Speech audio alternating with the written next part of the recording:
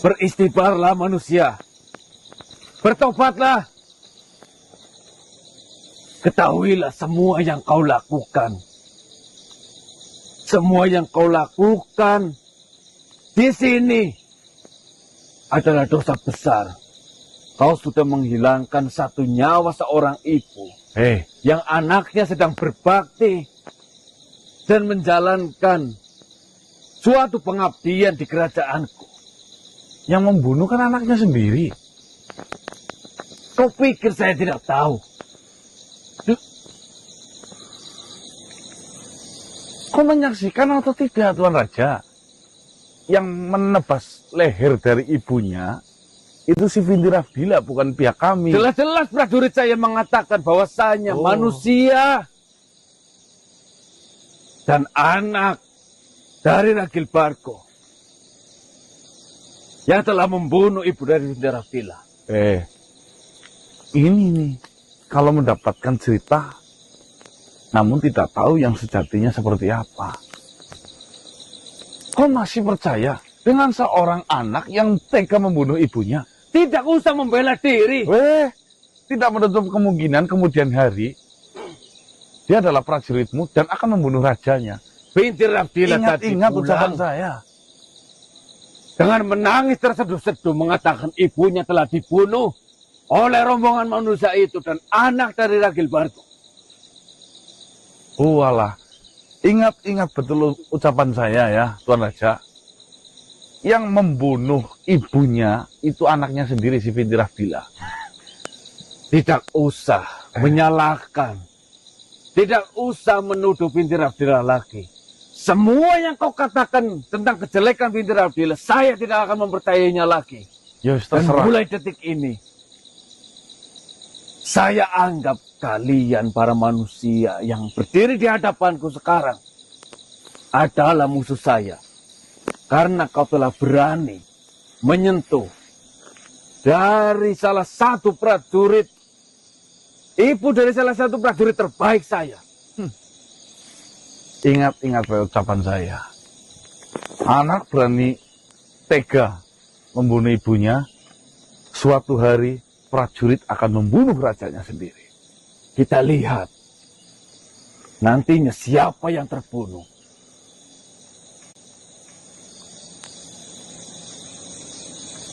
Biadab.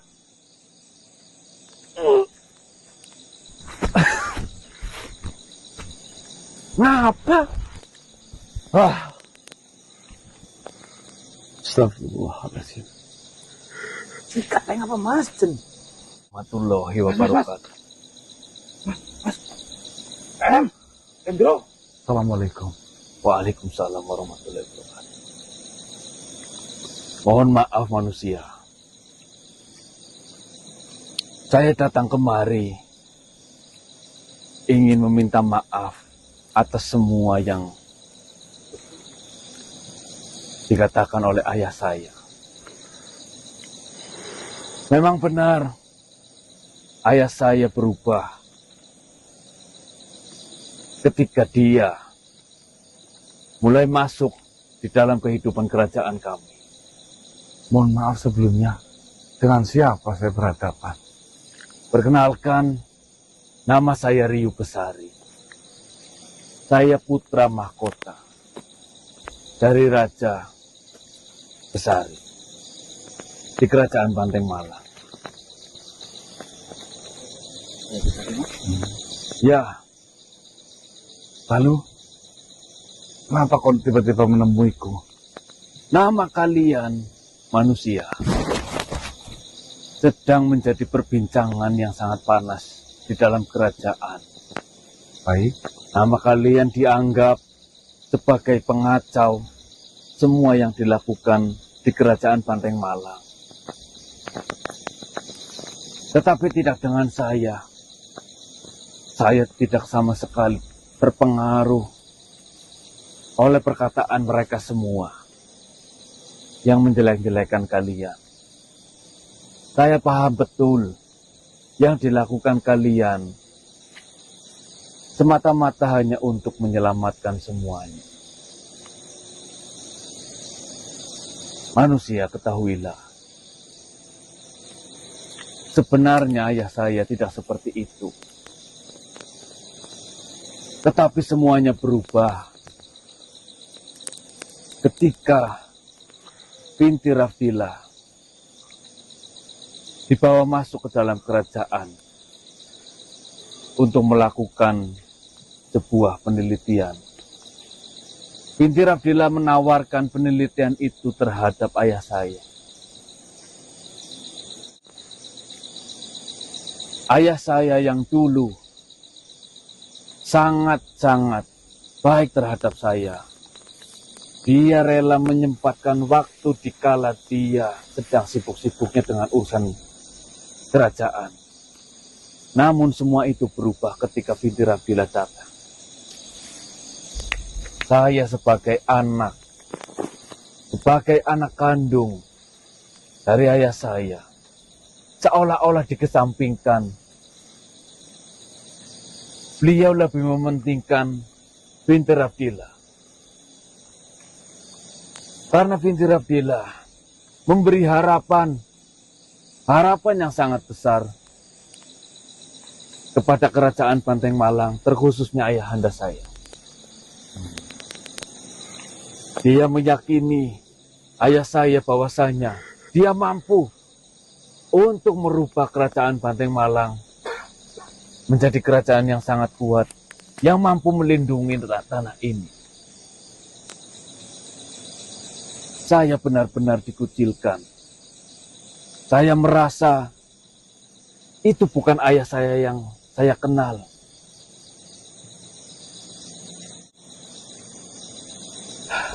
Jadi saya meminta maaf atas nama keluarga besar saya dan kerajaan Banteng Malang Pratapania. Baiklah Pangeran. Sebenarnya cerita ini juga pernah saya dengar dari salah satu mantan prajurit dari Banteng Malang. Dia sekarang sudah meninggal dunia. Ragil Bargo. Ya, saya tahu nama Ragil Bargo. Dia salah satu prajurit yang dulu pernah berada di kerajaan Banteng Malang. Ada beberapa hal yang ingin saya sampaikan terhadapmu Pangeran. Apa itu, Mas? Saya rasa semua kecurigaanmu, semua perasaanmu itu memang benar. Di situ sudah sangat tampak jelas haus kekuasaan yang dimiliki oleh binti Rafdilah, ya, sehingga bisa mengambil hati dari Tuan Raja sampai akhirnya Tuan Raja bisa berubah, tidak seperti sedia kala. Saya rasa, andai kata binti Rafdilah mengatakan kepada ayah saya bahwasanya darah anakmu bisa untuk menyempurnakan penelitian, saya rasa ayah tidak segan-segan untuk mengambil darah. Sampai di titik itu, ayah saya berubah manusia. Ayah saya yang bersifat kebapak-bapakan terhadap saya menjadi ayah yang luar biasa hebat di pandangan mata saya. Menjadi sosok yang sangat luar biasa di hati saya kini telah berubah. Seperti ini, kita pikirkan secara pikiran normal. Kekuatan hadir satu dari Tuhan, Ya, dan izin itu hadir pun dari Tuhan. Yang kedua, kita bisa karena kita belajar, bukan karena disuntik atau makan. ya, Masuk akal tidak? ya, Tidak ada ilmu yang datang secara tiba-tiba bersifatnya abadi. Tentunya pasti akan mengandung banyak resiko. manusia. Andai kata ada setengah saja di kerajaan yang berpikiran seperti dirimu, mungkin ini semua tidak akan terjadi. Sayangnya, Datangnya binti Radila ke kerajaan Banteng Malang itu laksana cahaya harapan Nah, yang memberi harapan sangat besar terhadap mereka semua, terutama ayah saya dan semua prajurit yang menginginkan kekuatan itu. itulah kesalahannya. Memang, yang namanya harapan itu sangat asik dan mengenakan. Namun ingatlah, ya, di balik asik dan mengenakan, ada jawaban yang sudah menunggu dari awal sebelum harapan itu dihadirkan, yaitu kekecewaan. Kesalahan terbesar kita hidup di dunia, entah itu bangsamu atau bangsa kita, itu terlalu bergantung dengan harapan.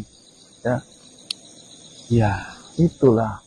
Itu satu. Yang kedua ada lagi nih, coba siapa tahu dengan informasi ini bisa mengentuk banyak prajurit di sana. Apa fungsi dari kehebatan dan kekuatan? untuk kekuasaan tentunya. Ya, itu kau tahu. Ya, padahal pendekar yang sejati itu bukan pendekar yang hebat bisa bertarung mengalahkan semua di muka bumi ini. Namun pendekar yang sejati yang berani menahan dirinya walaupun dia merasa dia paling kuat. Itu baru pendekar.